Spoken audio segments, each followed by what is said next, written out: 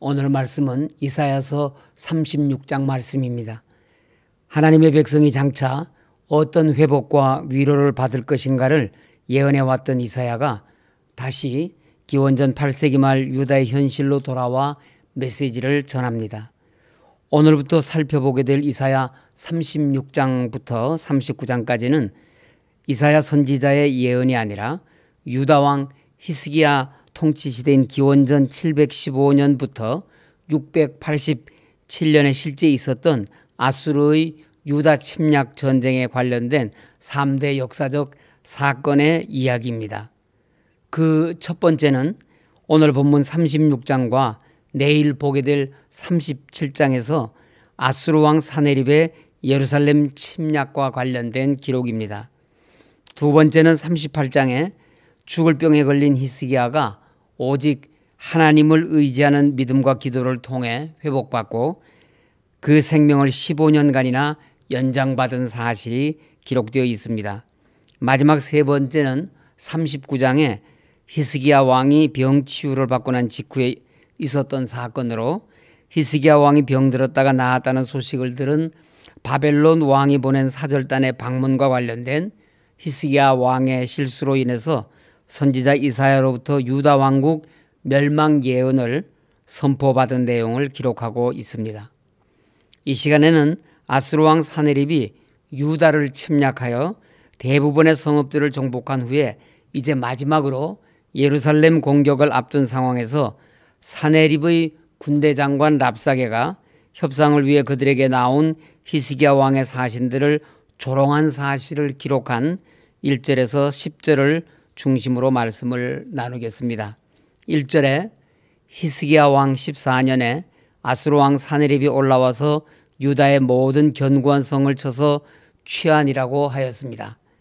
히스기야가 유다의 왕으로 통치하기 시작한 후 14년쯤 지나서 이런 큰 위기가 닥친 것입니다.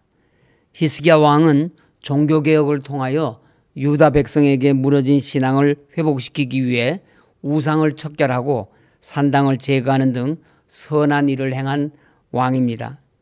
그러나 처음 열정이 점차 식게 되고 아수르 침략에 맞서서는 하나님만 의지하기보다는 애굽 같은 이방 나라를 먼저 의지하는 어리석음을 범하는 등 유다는 여전히 하나님 보시기 악한 것들이 많이 남아 있었습니다.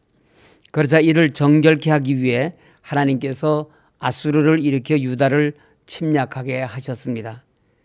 선지자 이사야는 아수르가 하나님의 진노의 막대기가 되어 유다를 치게 될 것을 거듭 예언해 왔습니다. 결국 우리 성도가 죄를 완전히 버리지 않고 남겨두거나 혹은 하나님 외에 다른 무엇을 의지한다면 하나님의 진노의 징계를 피하지 못한다는 교훈입니다. 이런 위기의 사태 직전에 아수르 대군이 유다를 침략한 적이 있는데 이때 그들의 공격이 얼마나 강하고 위협적이었는지 유다의 모든 성읍들이 다 정복되었고 유다 백성 20만 명이 포로로 잡혀갔으며 최후의 보루인 예루살렘마저도 위태롭게 되자 히스기야는 아수르 왕 사네립이 평화협상 조건으로 요구하는 은 300달란트와 금 30달란트를 갖다 바치고 화친을 맺기도 하였습니다. 이 일 때문에 히스기야는 하나님의 성전과 왕궁 곳간에 있는 은과 문에 있는 금과 자기가 모든 기둥에 입힌 금을 벗겨 아수르 왕에게 바치는 치욕을 당했습니다. 그런데도 불구하고 또다시 2차 침략을 받은 것입니다. 수치와 굴욕을 무릅쓰고 은과 금으로 무마시킨 아수르와의 화친이 더 큰 치욕으로 부메랑이 되어 되돌아온 것입니다. 그러나 유다에게 닥친 고난은 자신들의 능력으로는 애굽의 원조만으로도 해결할 수 없는 것이었습니다. 결국 유다는 아수르 침략의 큰 환난과 고난을 인하여 결국 하나님만 의지하게 되었고 하나님께서 그 백성들에게 베푸시는 은혜와 능력을 베푸시는 신실하신 하나님이심을 생생하게 체험하고 알게 된 것입니다. 하나님께서는 눈동자처럼 아끼고 사랑하며 복주기를 기뻐하시는 그 백성들을 견고한 믿음의 터 위에 세우시기를 원하십니다. 이를 위해 환난과 어려움을 겪게 하여 연단시키십니다. 오늘 우리 성도에게도 고난과 환난을 경험하도록 하십니다. 왜냐하면 이 모든 과정을 통해 우리가 하나님을 더 깊이 알아가기 때문입니다. 그러므로 광풍과도 같은 환난과 고난 때문에 절망하거나 원망과 분노에 사로잡히지 마시기 바랍니다. 그것은 우리가 하나님의 능력을 체험하게 될 것이고 하나님을 더 깊이 아는 제일 좋은 기회요, 고난으로부터 오는 축복의 문을 여는 통로가 되기 때문입니다. 이것이 우리에게 주어진 고난의 의미요, 우리가 살아야 할 성도의 인생입니다. 우리는 항상 환난에 대한 준비를 해야 합니다. 4절부터는 유다 백성을 항복시키기 위한 랍사게의 말이 시작되고 있습니다.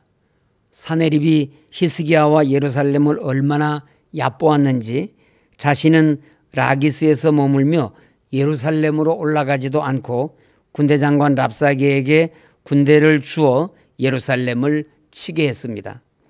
유다의 운명이 건국 이래 최악의 위기를 맞게 되었습니다. 랍사게는 유창한 히브리 말로 하나님께 망령된 말을 함부로 한 자였습니다.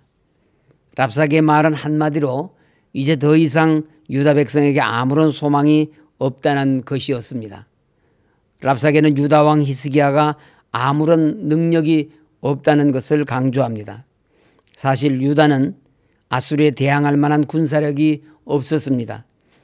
아울러 유다가 애굽을 기대해도 소용없다는 것입니다. 애굽은 사네립에게 블레셋 북부 지역에서 참패를 당하고 본국으로 도망갔기 때문에 평소 유다에게 큰 소리치며 자신들을 믿으라 했던 애굽이 유다에게 될 수 없었습니다. 따라서 랍사게는 본문 6절에서 애굽을 상한 갈대 지팡이에 비유하며 그것에 의존하여 서려는 자는 상한 갈대에 찔리고 베일 뿐이라고 빗대며 애굽은 의지할 대상이 되지 못하며 오히려 의지하는 자에게 위험을 주는 대상이라는 것입니다.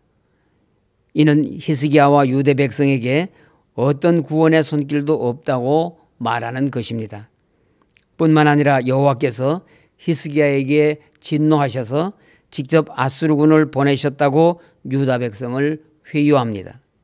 히스기야는 여호와를 위해 산당을 없앴다고 하지만 사실은 그가 없앤 산당들의 주인이신 여호와께서 진노하여 아수르군을 보내셨다는 망령된 말로 하나님을 조롱하였습니다. 무엇보다도 랍사게는 히스기야와 유다 백성이 섬기는 하나님이 이 상황에서는 어떤 능력도 행하실 수 없을 것이라고 본문 7절에서 모욕합니다. 랍사게의 망령된 이 언행들은 아수르의 침략이 하나님의 뜻이라는 것으로 기만하여 어떻게 해서든지 유다 백성이 스스로 절망하고 자포자기해서 무력하게 만들고자 한 것입니다. 랍사게는 히스기야가 가장 자랑스러워하는 산당을 없앤 것을 오히려 역으로 이용해서 히스기야와 백성들 사이에 분열을 일으키는 심리전을 펼칩니다. 그러나 이와 같은 아수르의 침략을 하나님께서는 이미 선지자 이사야를 통하여 알리셨습니다. 그러므로 아수르의 침략은 하나님의 말씀이 그대로 이루어진 사건입니다. 그러나 하나님께서는 아수르가 침략하여 유다를 멸망시킬 것이라고 말씀하지 않으셨습니다. 이사야를 통해서 아수르 손에서 유다 백성을 구원해 내실 것도 미리 말씀해 주셨습니다. 그러므로 지금 비록 큰 위험에 처해 있는 것처럼 보이나 약속하신 대로 곧 대적 아수르의 손아귀에서 벗어나게 하실 것입니다. 하나님의 말씀대로 침략이 있은 것처럼 침략에서의 구원도 하나님의 말씀대로 반드시 이루어질 겁니다.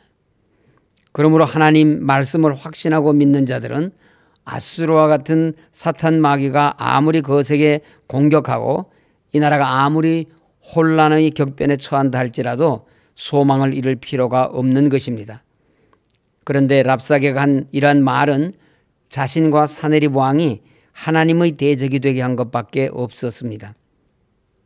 사탄 마귀가 하는 일은 하나님께 대적하여 원수되는 일뿐입니다. 이러한 사람은 반드시 하나님의 심판을 받게 됩니다. 이것은 사탄이 우리 성도들을 유혹하고 기만하기 위해 사용하는 말이기도 합니다. 사탄은 끈질기게 성도로 하여금 스스로 낙심하고 절망하게 하여 포기하도록 만듭니다. 자신을 도와줄 사람이 아무도 없을 것 같고 아무런 소망과 희망도 가질 수 없는 불안한 마음을 사탄은 심어놓습니다. 그리고 마침내는 스스로 인생을 포기하게 하며 패배자로 살게 하는 것입니다.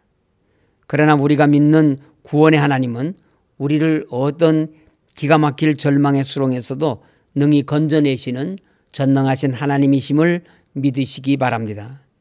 하나님의 약속의 말씀 위에 선 성도가 악한 자로부터 어떤 해도 두려워하지 않는 것은 하나님의 눈이 우리를 감찰하고 계시며 졸지도 주무시지도 않고 지키시는 하나님의 보호하심을 확신하기 때문입니다.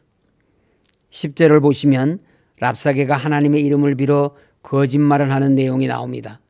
그는 하나님께서 아수르군과 함께 하시며 자기에게 유다를 쳐서 멸하라고 하셨다고 말하고 있습니다. 이는 두말할 필요도 없이 거짓말이며 하나님의 이름으로 유다 백성의 마음을 흔들기 위한 것입니다. 랍사게는 자신의 유익을 위해 하나님을 이용하는 악을 행하였습니다. 그런데 이처럼 인간이 자기의 유익을 도모하려는 욕망으로 하나님의 이름을 이용하는 것은 우상 숭배자들이 하는 공통된 점입니다. 우리는 하나님을 섬기는 것이 아닌 하나님을 이용하는 신앙으로 살고 있지는 않습니까? 혹 이러한 불경한 자리에 있었다면 거기서 빨리 떠나 하나님을 섬기고 하나님 한 분으로 만족하며 기뻐하는 믿음의 자리에 굳게 서시기를 간절히 바랍니다. 말씀을 마치겠습니다. 하나님의 백성에게 환난과 위기는 죄의 잘못에 대한 징벌이기도 하지만 축복의 문을 여는 통로이기도 합니다. 하나님께서 위기와 고난을 만나게 하실 때에는 그 이면에 축복까지 예비하시기 때문입니다. 다만 우리를 고난과 시련 중에 내어놓는 것은 더욱 순전하고 보배로운 하나님의 백성으로 빚으시기 위한 것임을 깨달아 알아야 합니다. 그렇기 때문에 신명기 28장 7절에 주신 말씀, 여호와께서 너를 대적하기 위해 일어난 적군들을 내 앞에서 패하게 하시리라. 그들이 한 길로 너를 치러 들어왔으나 내 앞에서 7길로 도망하리라고 하신 말씀을 깊이 생각하고 마음에 새기시기 바랍니다. 사탄이 아무리 괴계를 꾸미고 간교하게 핍박할지라도 하나님께서 역사하시면 사탄의 괴계는 완전히 무너져 없어지고 7길로 도망가게 될 것입니다. 하나님의 백성은 오직 진리이신 하나님의 말씀만 따라 살아가는 지혜로운 삶을 살아야 합니다. 오직 하나님 말씀만 의지하며 사는 주님의 신실한 자녀들이 되시기를 간절히 소원합니다. 아멘. 기도하겠습니다. 하나님 아버지, 저희들이 오직 하나님만 믿으며 하나님의 진리의 말씀만을 따라 살아가게 하여 주시옵소서. 오늘 하루도 주님만 믿고 따르는 복된 하루가 될 수 있도록 인도하여 주시옵소서. 하나님 아버지, 우리 교회를 속히 회복시켜 주시옵소서.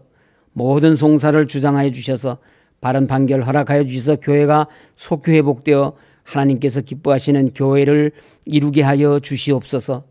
코로나19의 확산을 막아주시고 속히 소멸되어 우리 모두 정상적인 일상으로 돌아가게 하시고 이를 위하여 온 국민이 힘을 합쳐서 오늘의 위기를 극복할 수 있게 하여 주시옵소서.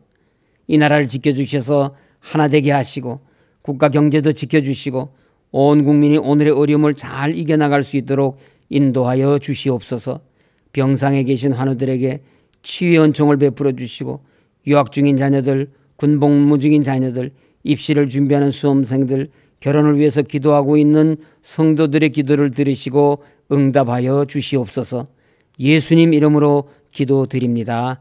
아멘.